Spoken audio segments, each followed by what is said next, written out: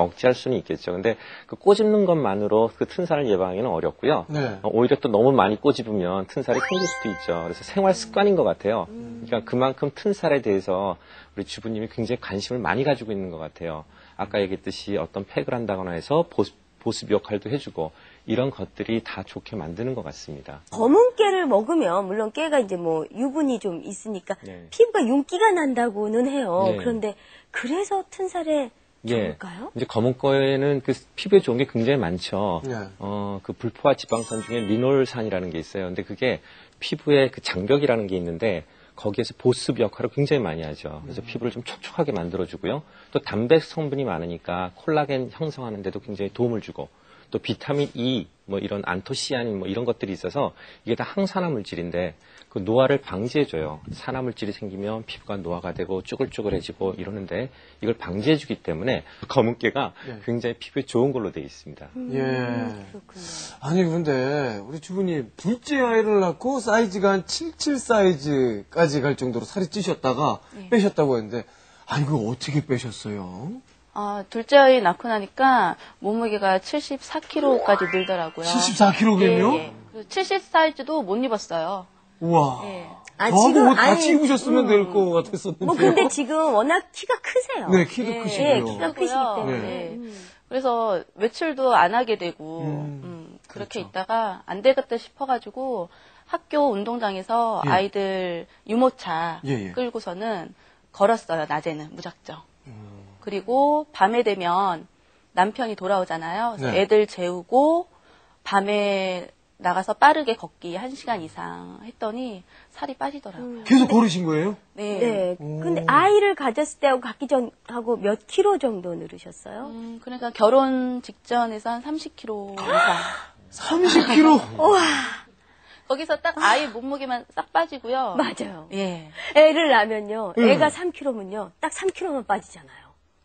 그래서 30kg에서 3kg 빠지면 나머지 뭐냐고요. 그런데 그 키로수를 줄이는데 만만치 않아요. 왜냐면 사는 몸조리가 네. 있기 때문에. 그래서 그렇게 다 관리를 하셨는데 남편분은 혹시 튼살을 보고 뭐라고 하시나요?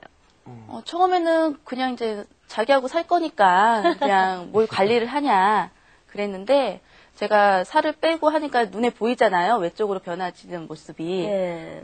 그래서 제가 자신감도 생기고 해서 더 활달해지니까 더 좋아하더라고요. 그래서 요즘에는 운동 안 나가면은 밀어요. 나가라고. 예, 나가라고. 네. 아니, 우리 김정욱 주부님, 튼살 때문에 고민을 많이 하셨었고, 또 갑자기 체중이 불어서 살이 트는 건 어쩌면 좀 당연한 게 아닌가 하는 그런 생각도 드는데, 근데 이렇게 관리를 열심히 하셨으면, 선생님, 좀 튼살이 어느 정도 좀 다시 회복이 되지 않았을까 하는 그런 생각이 들거든요. 예.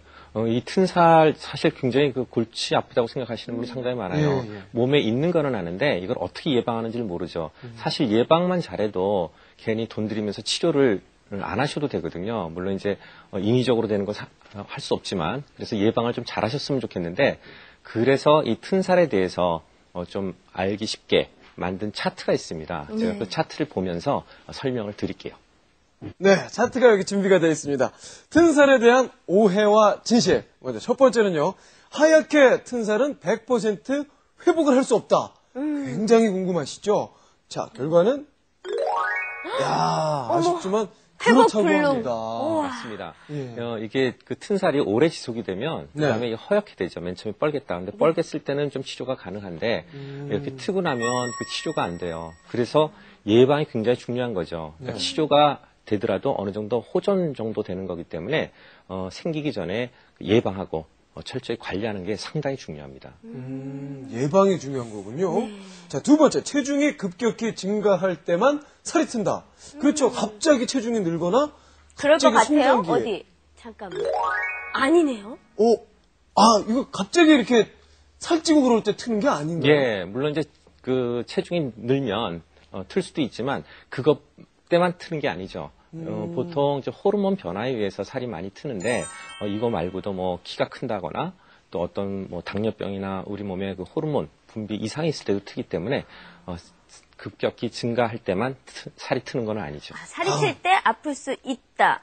아픈 거는 아닌 것 같아요. 글쎄, 저도 좀 터보긴 했는데, 아프진 않았던 것 같은데, 결과는요?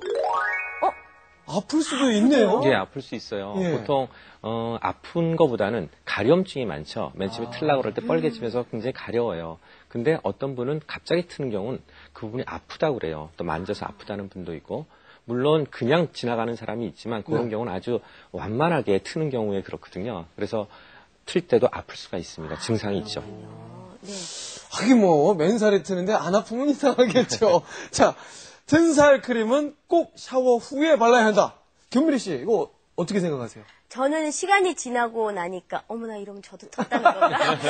예. 시간이 지나고 나니까 그게 아니라 예방 차원으로 계속 이렇게 촉촉하게 유지해줘야 될 것 같아요. 그래요? 자, 예. 결과를 한번 볼까요? 결과는요? X입니다. 네. 자주 바르는 게 좋아요. 이제 보통 뭐 튼살 크림이라고 나오는 것도 있지만 뭐 보습제 이런 것들이 굉장히 중요하거든요. 네. 좀 전에 얘기했듯이 건조한 상태에 더 심해지기 때문에 보습제를 자주 발라야 되는데 무조건 샤워하고 나서 바르려는 분이 상당히 많아요. 네네. 근데 그러지 마시고 자주 발라주는 게 상당히 도움이 돼요. 잘 알겠습니다. 자주 바르시길 바라겠습니다. 마지막은요. 꽉 끼는 속옷에 의해 튼살이 악화될 수도 있다. 요거 어우, 좀 궁금하다. 굉장히 더 네. 민감해하시는 그런 부분인데 결과는요. 그렇죠. 맞네요. 예. 이 꽉 끼는 속옷을 입으면 물론 이것 때문에 다 생기는 건 아니지만 일단 혈액순환이 잘 안 되게 되죠. 그리고 그 안에 부종이 생기게 되면 부피가 늘어나게 돼요. 그러면 피부 밖에 있는 것도 이렇게 늘어나게 되죠, 부피가. 그러면 그 트는 거를 더 도와줄 수가 있어요. 그래서 튼살이 있는 분, 또 뭐 임신하신 분도 마찬가지고 튼살 위험이 있는 분들은 꽉 끼는 옷은 좀 피하는 게 좋습니다. 좀 여유 있는 옷을 입어주는 게 도움이 돼요. 근데 생각에는 여유 있는 옷을 입으면 네. 더 늘어날 것 같고. 더 트고. 더 틀 것 같고. 네. 이렇게 좀 자기 몸에 맞는 그런 옷이 제일 좋고요. 눌리면 일단은 부종이 생겨요. 부종이 생기면 피부가 늘어나고 그래서 이제 나중에 튼살이 심해지기 때문에 그냥 적당히 맞는 좀 느슨한 옷이 오히려 도움이 됩니다. 그렇군요. 야, 그러니까 이게 튼살이요.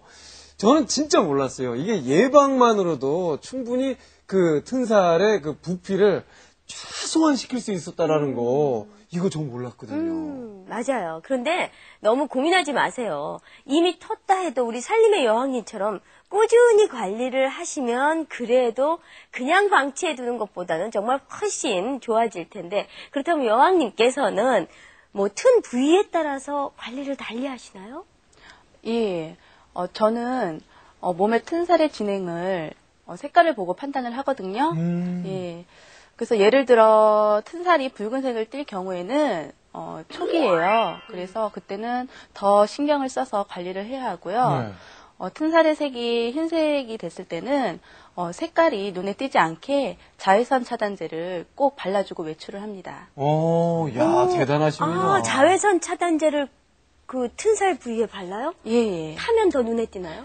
타면 튼살 부위가 타는 게 아니라 네. 그 주위가 타서 더 도드라지게 보이거든요. 예. 야, 아니 저는 그 살림의 왕님 뭐